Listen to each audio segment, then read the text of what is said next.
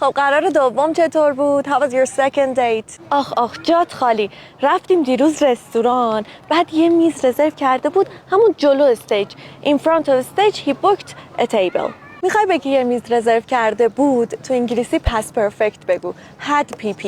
یعنی باید بگی he had booked a table.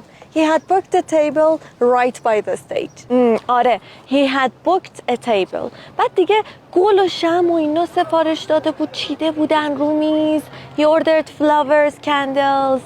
الان دوباره شمع سفارش داده بود، past perfect دیگه. had PP باید بیاری. یعنی باید بگی he had ordered flowers, candles and had them arranged on the table. چقدر قشنگ، خوش به حالت. آره دیگه he had ordered flowers, candles.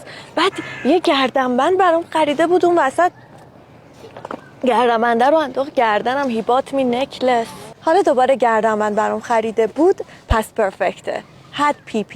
He had even bought me a necklace and put it around my neck. کلی مبارکه.